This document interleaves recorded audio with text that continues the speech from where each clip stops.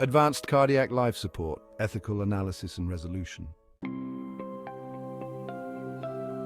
Hello everyone, welcome to our presentation on the ethical analysis of case number 5.3, Advanced Cardiac Life Support. Today, we will delve into the ethically salient elements of the case, apply appropriate ethical methods and principles, propose an informed contribution to the resolution, and discuss relevant directives that can guide our decision-making process. Our goal is to present a thorough and compassionate approach to this complex ethical dilemma.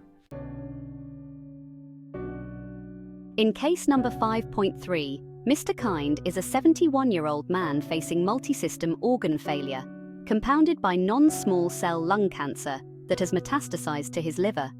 His current hospitalization marks his third admission to All Saints Hospital, during which he has been unconscious for over 5 days and is now on mechanical ventilation due to fluid accumulation around his heart. Physicians have consistently recommended a no-code status and a shift towards comfort care, recognizing the futility of aggressive interventions. However, Mr. Kind's 3 daughters have vehemently opposed these recommendations. They hold on to the hope that with continued medical interventions, their father might recover and live for a few more months or years. This refusal is rooted in their belief that the physician's recommendations are financially motivated and disrespect their father's dignity. They have also threatened legal action should their father not be resuscitated upon arresting, and have invoked their Catholic faith to support their stance, although they have not elaborated on the specific religious doctrines influencing their decision. To navigate this case, we must apply several ethical methods and principles.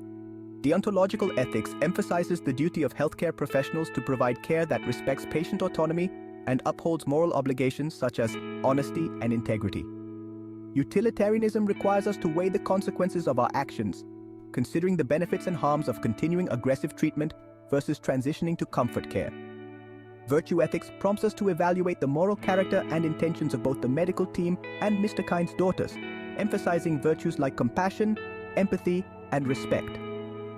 The core ethical principles at play include autonomy, which involves respecting Mr. Kind's right to make informed decisions about his care, assuming his wishes were known; beneficence, which mandates that we act in Mr. Kind's best interest to promote his well-being; non-maleficence, which obliges us to avoid causing harm through potentially futile treatments; and justice, which concerns the fair allocation of medical resources and the equitable treatment of all patients.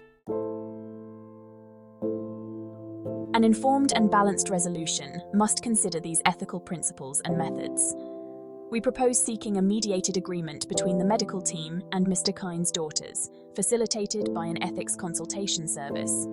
This mediation aims to find common ground that respects the daughters' wishes, while aligning with the medical team's recommendations for comfort care.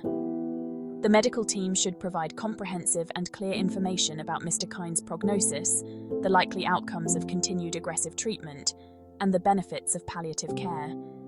Additionally, involving a chaplain or religious advisor could help address the daughters' concerns rooted in their Catholic faith, offering guidance on how Catholic teachings view end-of-life care and the moral considerations of foregoing extraordinary measures.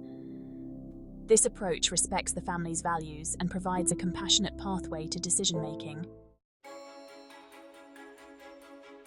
Several directives are relevant to this case. Hospital policies on end-of-life care and DNR orders provide a framework for ethical decision-making, ensuring that patient rights and professional standards are upheld.